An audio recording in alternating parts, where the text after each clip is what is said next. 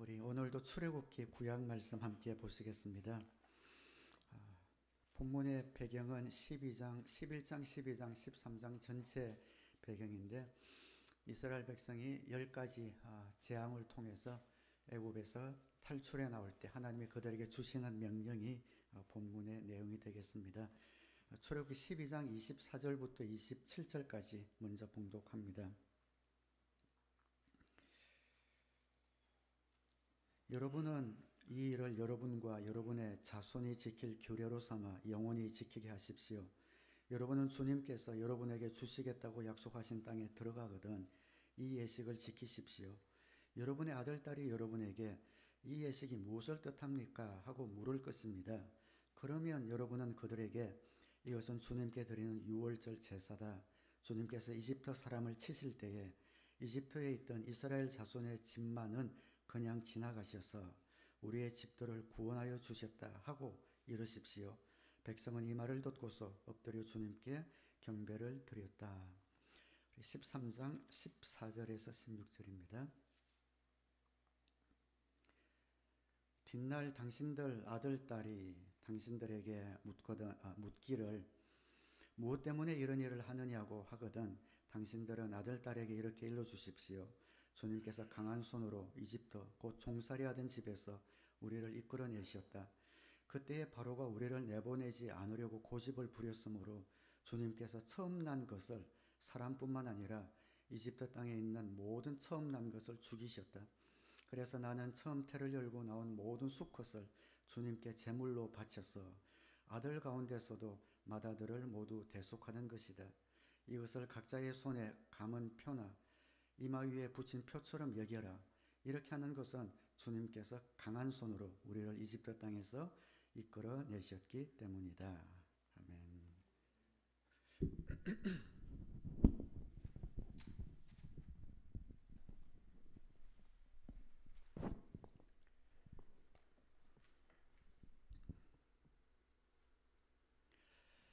오늘 본문에 기록되어 있는 사건은 유대인의 역사뿐 아니라 우리 기독교의 역사에 있어서도 가장 중요한 사건 가운데 하나라고 말할 수 있겠습니다.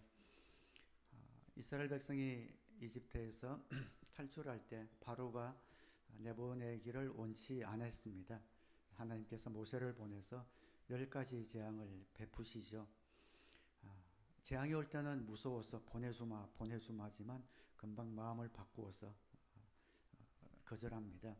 마지막 재앙이 바로 첫째 아들 맏배, 사람이나 짐승이나 첫째 아들이 그날 밤에 모두 죽는 그런 재앙을 맞이하게 됩니다. 그 재앙을 통해서 이스라엘 백성들을 이제 보내게 되지요. 근데 11장, 12장, 13장을 쭉 읽어보면 이 사건에 관한 것은 굉장히 간단하게 기록이 되어져 있고 계속 반복해서 이야기하고 있는 것은 이것을 기념하여 기억하여 어떻게 지켜라 라는 것을 굉장히 많이 설명을 하고 있습니다. 사건은 간단히 기록되어 있는데 이 사건을 어떻게 기념하고 기억하느냐라는 설명에 많은 기록을 남기고 있습니다. 하나님께서는 이 사건을 대대손손 이스라엘 백성뿐 아니라 오늘 교회 하나님의 자녀된 우리들이 이 사건을 기억하고 또 기념하기를 원하셨을까요? 기억해야 되는 이유는 이 사건에 굉장히 중요한 메시지가 들어있기 때문에 그렇습니다. 그 메시지는 다름 아닌 장차 오실 예수 그리스도에 관한 메시지였죠. 마지막 날 밤에 마지막 재앙 때에 그 지방에 양의 피를 발라놓고 양의 피를 바른 집은 재앙이 지나갈 것이다 라는 그 사건을 통해서 나중에 오셔서 우리의 모든 죄를 사하여 주실 그리스도에 관한 메시지를 그들이 기억하게 하기 위해서 그렇게 강조를 한 겁니다. 이 사건을 통해서 우리에게 주고 싶으신 메시지는 피를 통해서 우리가 죽음을 면할 수 있다라는 것이지요. 우리 한번 따라하겠습니다. 피를 통해 죽음을 면한다. 죽음의 천사가 와서 맏배, 사람이나 짐승이나 맏배를 죽이는데 그 문틀에 피가 발라져 있으면 그 죽음의 천사가 그냥 지나갑니다. 패스 오버라고 그래서 부르는 거죠. 유월절. 그 죽음의 사자가 그냥 지나갑니다. 그리고 그 사건을 그 뒤에 이제 모세를 통해서 제사법을 주시면서 그 사건이 어떤 의미가 있는지 더 형식화 시켜주고 있습니다. 히브리서 9장 7절에 보면 그러나 둘째 칸 장막에는 대제사장만 1년에 한 번만 들어가는데 그때는 반드시 자기 자신을 위하여 또 백성이 모르고 지은 죄를 사하기 위하여 바칠 피를 가지고 들어갑니다. 죄를 지으면 짐승을 잡아 그 피를 뿌림으로 속죄받도록 주님께서 설계해 주셨습니다. 그리고 세월이 흘러서 예수님께서 드디어 이 땅에 그리스도로 오셔서 십자가에 달리셔서 피를 흘리고 돌아가심으로 온 인류가 죄의 속함을 받는 그 일을 완성해 주셨습니다. 그래서 히브리서 9장 28절에 이렇게 기록합니다. 이와 같이 그리스도께서도 많은 사람들의 죄를 짊어지시려고 단 한 번 자기 몸을 제물로 바치셨고 두 번째로는 그러니까 첫 번째는 우리 죄를 위해서 오셨고 두 번째 다시 재림하실 때는 죄와는 상관없이 자기를 기다리고 있는 사람들에게 나타나셔서 구원하실 것입니다. 주님께서 우리 죄를 위하여 양들의 피가 아닌 순결하고 순전하신 어린 양 대신 예수님의 피로 우리를 속해 주시고 우리를 죄에서 구원해 주신다는 그 메시지를 보존하고 또 전수하도록 하기 위하여 하나님께서 10번째 재앙이 생기기도 전에 유월절을 그들이 지키도록 하시면서 기억하라고 말씀하는 본문이 오늘 말씀입니다. 하나님의 명령에 순종해서 그 문들의 피를 바른 사람은 죽음을 면했듯이 예수님을 주님으로 영접하면 죽음과 심판을 면할 수 있다라는 것을 우리가 기억하고 개념하게 하기 위한 것이죠. 우리 한번 따라하겠습니다. 예수 피로 영원한 죽음을 면한다. 문틀의 피를 바른 사람은 다 살았습니다. 그러나 그리스도의 피의 힘을 믿는 사람은 영원한 죽음에서 구원을 받습니다. 영원한 죽음은 지옥의 고통을 의미하겠지요. 예수님이 온 인류의 희생양이 되셔서 돌아가신 것을 믿고 그의 피의 힘을 믿고 예수님을 우리 삶의 주인으로 모신 사람은 영원한 죽음에서 면하게 됩니다. 영원한 생명을 받게 됩니다. 10가지 재앙이 내릴 때에 이스라엘 사람들 가운데 내릴 때 특별히 마지막 재앙이 내릴 때에 믿지 않는 사람들도 있었겠죠. 그 사람들은 피를 바르지 않은 사람들은 모두 죽음의 천사가 그 집에 들러 맞배를 죽였을 겁니다. 그러나 문틀에 피를 바른 사람은 모두가 살아났습니다. 그 피를 바른다고 무슨 큰 일이 나겠냐라고 대수롭지 않게 생각했던 사람은 비극을 맛보았을 겁니다. 하나님께서 그 아들을 이 세상에 보내시고 십자가에 피 흘려 돌아가게 하시고 그 예수 그리스도의 피의 공로를 믿고 예수님을 내 삶의 구세주와 주님으로 영접하는 사람은 다 구원받을 것이다 라고 말씀해 주셨는데 이를 거부하는 사람은 그 문틀에 피를 바르지 않은 사람처럼 죽음의 천사가 찾아가게 되는 것이죠. 그래서 로마서 5장 9절에는 그러므로 지금 우리가 그리스도의 피로 의롭게 되었으니 그리스도로 말미암아 하나님의 진노에서 구원을 얻으리라는 것은 더욱 확실합니다 라고 기록하고 있습니다. 이 말에 귀를 기울이고 순종하는 사람은 죽음을 면하고 이를 무시하고 불순종하는 사람은 영원한 심판에 이르게 됩니다. 오늘 예배 가운데 아직 예수님을 주님으로 영접하지 않으신 분은 예수님을 주님으로 영접하셔서 하나님의 자녀가 되는 귀한 복을 또 누릴 수 있게 되기를 우리 주님의 이름으로 축원합니다. 가끔가다 안 믿는 분들이 그런 이야기를 합니다. 아무리 죄가 많은 사람이라도 예수 믿으면 죄가 속해지고 천국 가고 아무리 착한 사람이라도 예수 믿지 않으면 지옥 간다는 그 말이 납득이 잘 되지 않고 또 그 말에 불만을 느끼는 분들이 있습니다. 예수님을 믿는 사람보다 더 인격적이고 훌륭하게 사는 사람들이 많이 있기 때문이죠. 그런데 예수를 안 믿는다는 이유 하나만으로 자기 인격에서 훨씬 자기보다 못 미치는 사람은 천국에 가고 더 훌륭한 인격이 훌륭한 사람 지옥에 간다라는 말이 되지 않는다라고 이야기들을 하죠. 우리 한번 또 따라하겠습니다. 변화해서 구원받는 것이 아니라 구원받고 변화한다.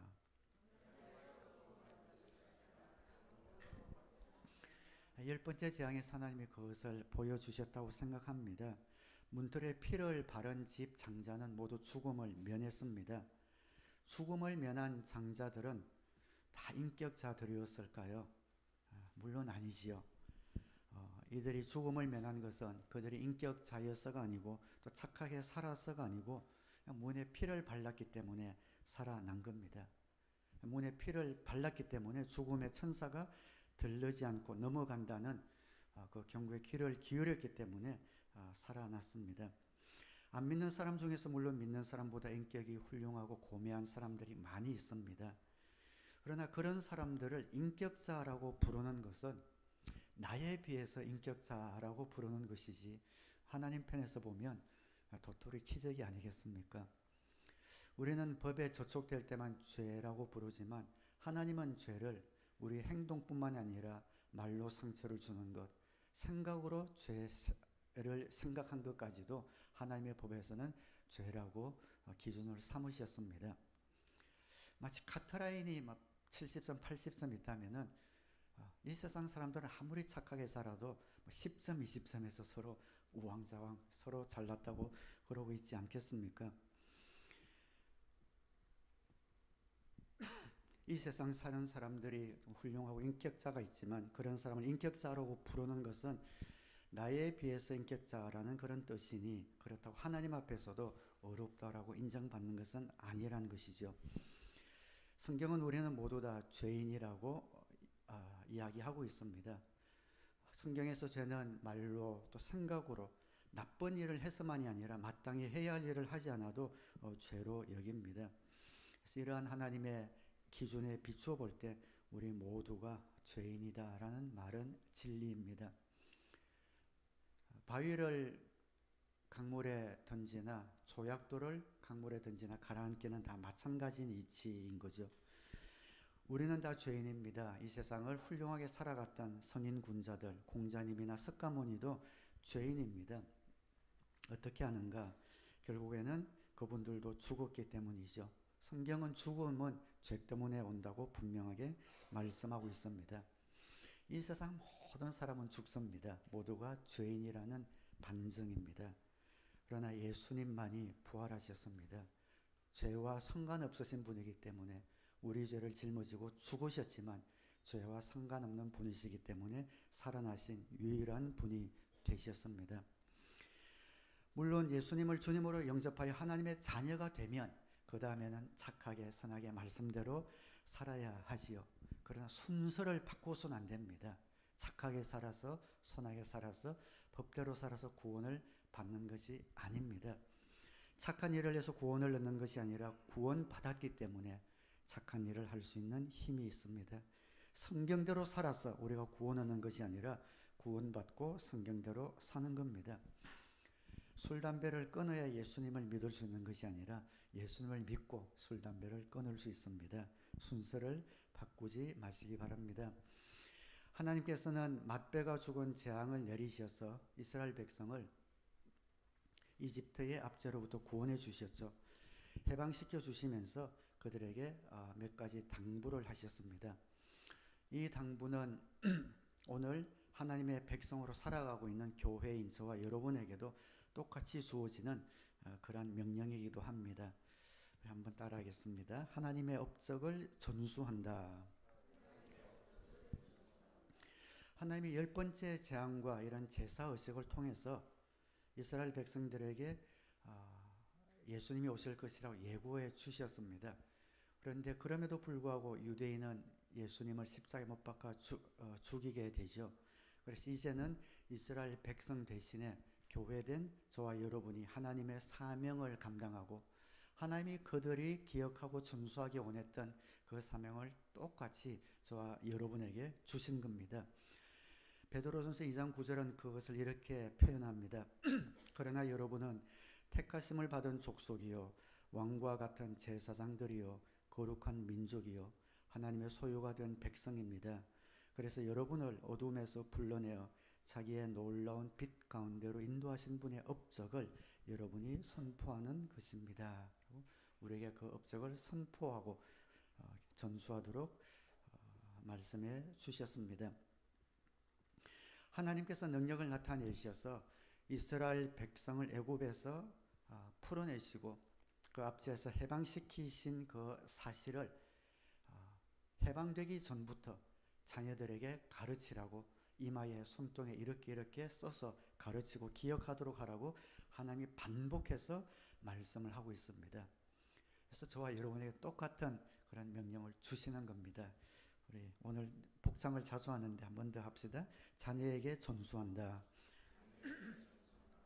오늘 본문 말씀이죠. 13장 8절에 그날에 당신들은 당신들 아들 딸들에게 이 예식은 내가 이집트에서 나올 때에 주님께서 나에게 해주신 일을 기억하고 지키는 것이다 하고 설명해 주십시오.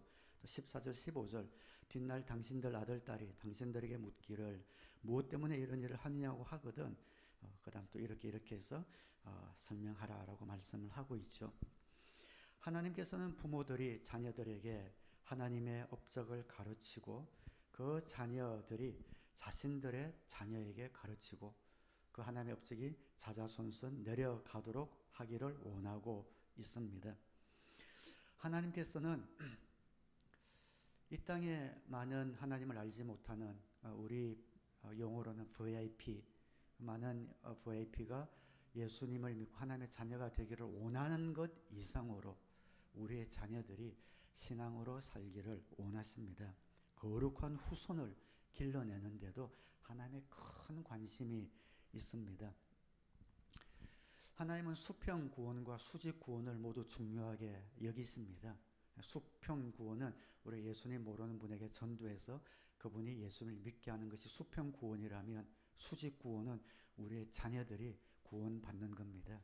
그 자녀들이 신앙의 업적을 물려받는 겁니다. 이 두 가지가 너무 중요해요.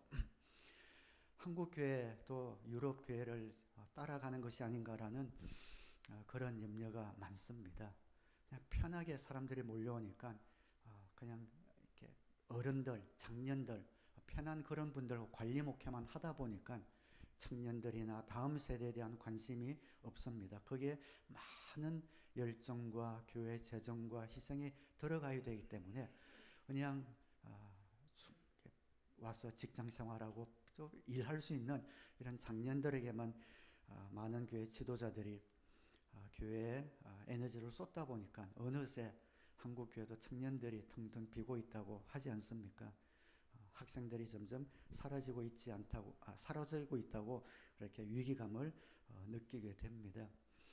우리 교회는 영혼 구원하여 제자 만드는 교회. 정말 VIP를 전도하여 한 목장에서 1년에 한 명 이상 구원 얻는 그런 잔치를 맛볼 뿐 아니라 우리 교회 다음 세대에게 우리의 마음과 생각과 정성과 물질과 또 에너지를 쏟을 수 있는 그런 우리 사랑의 교회 되기를 주님의 이름으로 축원합니다. 그래서 우리 청년들이 든든히 서고 우리 유소들이 든든히 서고 우리 주일학교 자녀들 유치부 유아부까지 이르기까지 그들을 소중하게 여기고 이 자녀들이 다음 세대가 우리 교회뿐 아니라 하나님 나라의 다음 세대라는 그런 마음을 꼭 붙들어야겠습니다. 그들을 위해서 기도하고 또 그들이 가르치는 우리 전도사님 또 목사님들이 정말 마음 편하게 우리 자녀들을 온 힘을 다해서 양육할 수 있도록 우리가 기도하면서 또 서포트 해야 합니다. 수평 구원뿐 아니라 수직 구원, 거룩한 후손을 길러내는데 하나님이 지대한 관심이 있다는 것을 우리가 꼭 기억해야 합니다. 주님께서는 그래서 자녀들을 가르치는 그 방법까지 오늘 본문에서 두 가지를 말씀을 해 주시죠. 한번 따라하겠습니다. 스스로 묻게 한다. 주님께서는 이 본문에 쭉 다 읽진 않았지만 6월절을 이렇게 지켜라. 무교절을 이렇게 지켜라. 또 맞배를 대속하는 그런 의식을 가르쳐 주시면서 교육하는 방법이 굉장히 특이합니다. 그런 의식을 통하여 자녀들이 스스로 묻도록 하라 이렇게 가르치고 있습니다. 그 의식을 다 하고 나서 이건 이래서 이런 거야, 이건 이래서 이런 거야 먼저 설명하지 말라는 거예요. 그렇게 하지 말고 그 의식을 할 때 자녀들이 물을 때에 대답하는 그런 훈련 방식을 주님께서 말씀해 주고 있습니다. 12장 25절에 보면 여러분은 주님께서 여러분에게 주시겠다고 약속하신 땅에 들어가거든 이 예식을 지키십시오. 여러분의 아들, 딸이 여러분에게 이 예식이 무엇을 뜻합니까? 하고 물을 것입니다. 하면은 그들에게 대답하라. 무교절에 관해서도 마찬가지고요. 13장 14절에 뒷날 당신들 아들, 딸이 당신들에게 묻기를 물어보면 이렇게 해서 그랬단다 라고 대답해 주라는 것이죠. 이것이 자녀들을 위한 신앙교육의 원칙입니다. 자녀들이 의문이 생기기 전에 답을 주는 것은 썩 효과적인 방법이 아닙니다. 문제가 생기기 전에 답을 먼저 주지 마라 그런 이야기도 있지 않습니까? 효과적인 방법은 자녀들 마음에 질문이 생기도록 하고 그 질문을 했을 때에 그 의미를 설명해 주는 거죠. 이것이 쉬운 것 같은데 굉장히 또 쉽지 않은 그런 훈련 방식이에요. 왜 그런가? 우리 부모님들은 자녀들이 질문이 생기도록 만든 그런 책임이 있기 때문입니다. 우리 자녀들이 질문을 가고 부모님들에게 할 수 있도록 살아가야 될 책임이 우리 부모들에게 있기 때문에 그렇습니다. 자녀들 눈에 부모님을 볼 때에 세상 방식과는 다르게 살아가는 부모님을 보며 이상해서 왜 그러냐고 물어볼 그런 삶을 우리가 살아야 되기 때문이죠. 부모들이 신앙인이라고 크리스찬이라고 하면서도 세상 사람들과 똑같이 살면 자녀들 마음에 부모님이 갖고 있는 신앙에 대한 호기심은 전혀 없을 겁니다. 오히려 비판하는 마음이 생기겠죠. 신앙인이라고 하는데 세상 사람들처럼 똑같은 가치관을 가지고 물질이 가장 큰 우상이 되어서 살아가고 있는 모습을 본다면 그 자녀들 마음에 부모님의 신앙에 대한 호기심은 싹트지 못할 것입니다. 그런 의미에서 우리 가정교회는 자녀들 신앙교육에 정말 좋은 그런 도구요, 또 소통, 또 통로가 아닌가 생각이 됩니다. 다른 모든 집에서는 주말이 되면, 금요일이 되면 아버지는 술자리 가고 회식 가고 친구들과 놀러 가고 어머니는 그냥 비디오 보고 그런 집이 다반사일 텐데 가정교회는 금요일만 되면 여러 가정이 모여서 나누고 예배를 본단 말이죠. 그런 것들이 자녀들 눈에 이상하게 보일 겁니다. 왜 그렇게 합니까? 라고 물어볼 때에 교회에 대하여, 사역에 대하여, 섬김에 대하여, 영혼 구원에 대하여 설명해 줄 수 있는 거죠. 어머니는 열심히 일도 하고 우리 집안 가사 돌보기만도 힘들 텐데 금요일이 되면 사람들을 초대해서 음식을 대접한단 말이죠.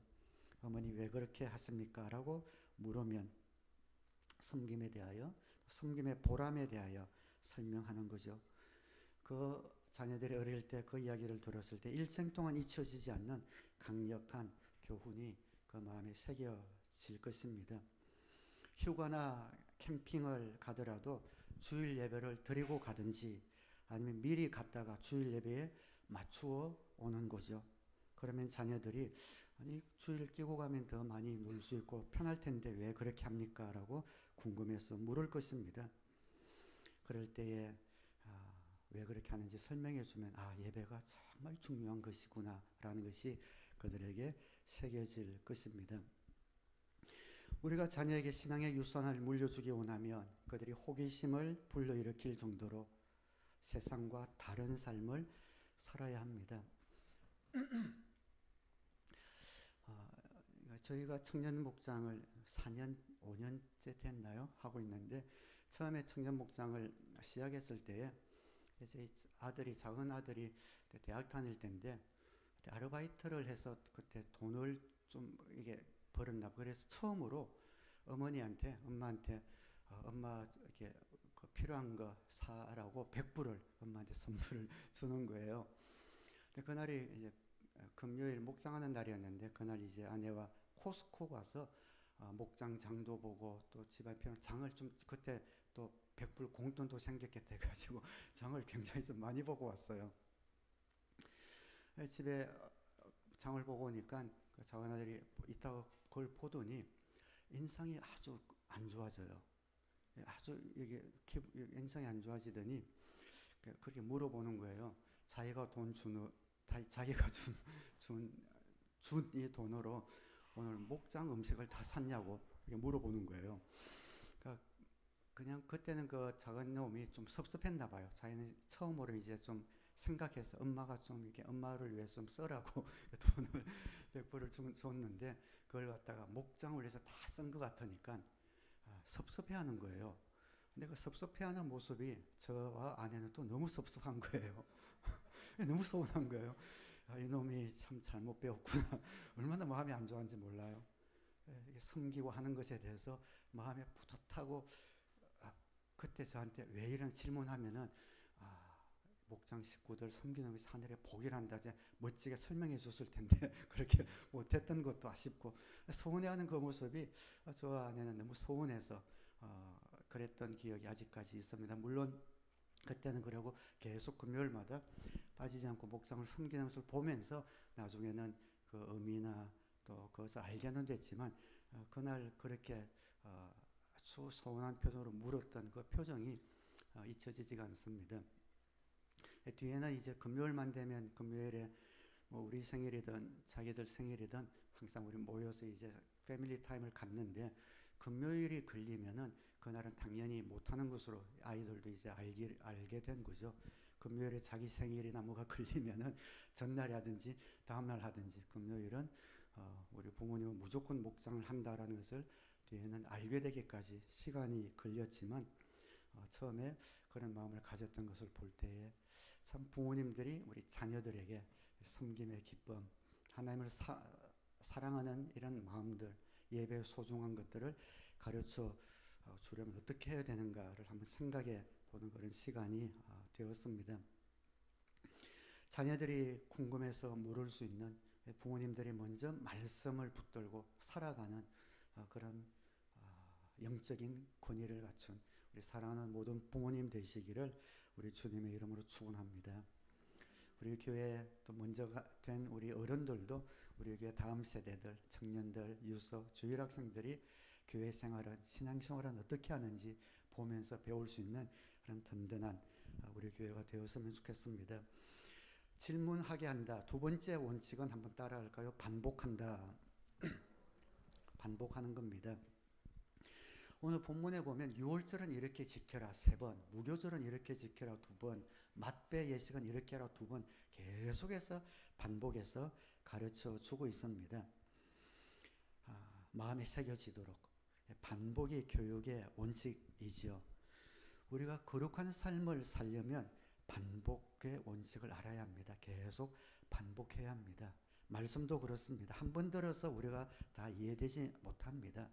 복음을 들어보지 못한 분이 복음을 듣고 이해하려면 적어도 6번, 7번을 들어야 된다고 합니다. 그래서 기독교 배경이 없는 분들에게는 거듭 복음을 설명해야 합니다. 그래서 여러분이 한 번에 못 알아듣는다고 답답해하지 마시기 바랍니다. 하나님께서도 이스라엘 백성이 반복해서 알아듣도록 그렇게 반복하셨다면 우리도 인내를 가지고 복음을 이해 못하는 이런 분들에게 계속해서 알려주고 또 가르쳐줄 필요가 있습니다. 신앙교육의 원칙도 반복입니다. 그런데 이것은 남에게뿐만 아니라 자신에게도 적용해야 합니다. 남에게 반복해서 말할 뿐 아니라 자신에게도 반복이 필요하다는 사실을 인지해야 합니다. 상공부를 우리가 1년에 한 2개, 마지막에 3개 정도 오픈하잖아요. 상공부를 할 때는 말씀대로 말씀 안에 갇혀 있는 것 같고 좀 경건해지는 것 같은데 마치고 나면 한두 달 지나면 다시 제자리로 돌아가는 것 같은 그런 느낌을 받지요. 그래서 그런 느낌이 계속 지속되다 보니까 상공부가 이제 오픈이 되어도 들어도 똑같을 텐데 이런 마음 때문에 소용없구나 이런 마음 때문에 듣지 못하는 분이 혹시 계시진 않은지요. 그렇게 하지 마시기 바랍니다. 우리가 얼마나 약한지 우리가 인정해야 합니다. 우리는 한번 결심하고 나면 다시는 같은 잘못을 저지르지 않아야 된다는 그런 비현실적인 생각에서 벗어나기 바랍니다. 계속 반복하는 겁니다. 좋은 것도 반복하고 계속 안 좋은 것들은 거절하기를 반복하는 겁니다. 설교에서, 목장에서, 삼공부에서 배운 것들을 반복하고 실천한 그럴 때에 비로소 어느 순간 그것이 나의 영적 근육으로 채워지게 됩니다. 하나님은 우리가 그렇게 참 기억하기를 원하세요. 기억하기 원하시고 또 그것을 표현하기 원하시고 반복해서 지키기 원하십니다. 신앙생활을 오래 하다 보면 갖게 되는 큰 함정 가운데 하나가 이거 같습니다. 너무 익숙해져 버리는 것. 하나님은 여전히 은혜를 베푸시는데 당연하게 여기는 것. 어디 좋은 글 보니까 친구 사이를 해치는 가장 안 좋은 것이 당연하게 여기는 것이다. 그런 말을 했더라고요. 굉장히 공감이 가요. 작은 것이라도 표현하고 감사를 느낄 수 있어야 되는데 당연하게 여길 때 친구 사이도 깨어지고 멀어진답니다. 하나님의 은혜를 당연하게 여기는 것, 여기서 벗어나야 합니다. 목장에서 누가 간증하면은 우리가 이미 경험한 거고 더 큰 간증도 많지만 그 작은 간증 하나가 그 형제에게는 큰 하나님의 선물로 믿고 표현하는 순간일 수 있거든요. 그때 크게 반응해 줘야 합니다. 크게 축하해 줘야 합니다. 당연하게 생각하지 말고 표현하고 간증하고 반응하고 또 그것을 기억하고 해야 합니다. 그래서 감사 나눔 방, 묵상방도 그런 면에서 너무 좋은 것 같습니다. 사실 감사 나눔 방 5가지 하면은 항상 거의 매일 반복되는 감사 제목도 많아요. 저 같은 경우도 새벽기도 자리에 앉을 수 있게 한 것 감사, 오늘 묵상 통해서 주신 말씀 감사, 5개 중에 벌써 2개는 거의 매일 오는 감사거든요. 근데 그렇게 생각할 때에, 그것을 기억할 때에 오늘 주신 말씀을 다시 한번 끄집어내게 되고, 오늘 아침 새벽 기도 자리에 앉았던 것이 얼마나 큰 감사인가, 그 순간에 떠올리게 되는 이런 힘이 있어요. 작은 것이고 반복되는 것이고 그것을 생각할 때, 기억할 때, 표현할 때 비로소 거기서 힘이 되고 능력이 되더라고요. 그런 힘이 있도록 도와주는 감사방에 많이 오세요. 언제든지 신청하시기 바랍니다. 용서도 반복입니다. 순종도 반복입니다. 사랑도 반복해서 하는 겁니다. 습관이 될 때까지 반복하는 겁니다. 그래서 아름다운 하나님의 백성이 되시고 자녀를 가진 부모님들은 자녀들이 호기심을 불러일으키는 거룩한 순결한 삶을 사셔서 오늘 본문 말씀의 핵심이 3가지입니다.